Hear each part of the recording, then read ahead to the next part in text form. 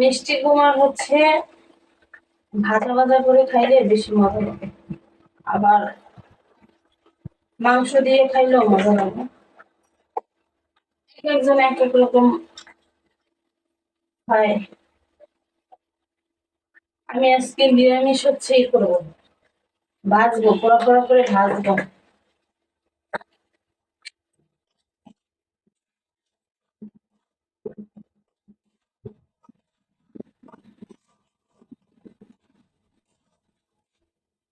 অনেক বাতাস সেখানে রান্না করে, আমার ভালোই লাগে রান্না করে রান্না করতে বসতে।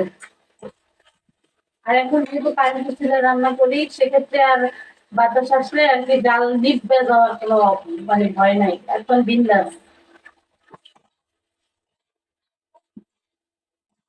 আর বৈশাখ রান্না করা যাইতেছে, শান্তি লাগতেছে। কিন্তু দাঁড়ায় দাঁড়ায় রান্না করা লাগতো, তো ভাবলাম এরপর থেকে এখন বৈশাখ রান্না করবো।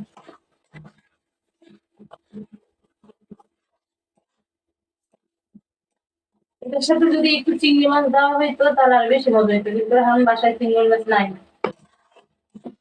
নাই তো কি মানে, তাই বলে কি না খাইতে আসবো? নাই, যা আছে তা দিয়ে রান্না করতে পারে, আমি তা দিয়েই চেষ্টা করি রান্না করা।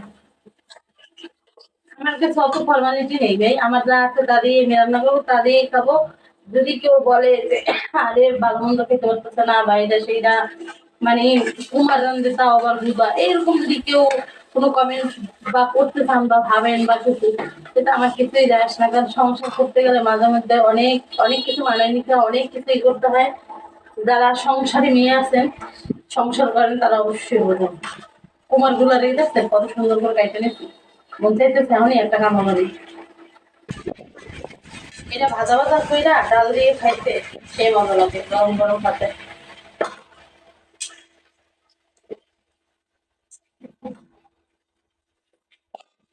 আমি এরকম মাঝে মাঝে করি, আবার মুরগি দিয়েও রান্না করি।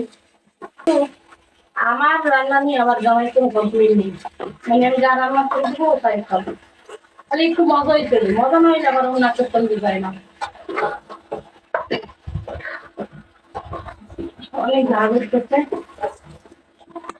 বেশি দিলে আবার এগুলো ভেঙে দিবে পারে, তাই অল্প দিলাম। আর এত ঝাল উঠতেছিল আমার পুরো নাক চোখ দিয়ে মধ্যে পানি ছুটে গেছে, কি করবো। ঢাকনাটা দিয়ে দেবো।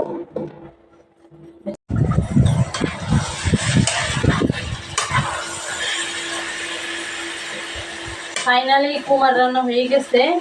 ফ্রিজে রাখা ছিল ধনিয়া পাতা, এখান থেকে হচ্ছে একটু দিয়ে দেবো।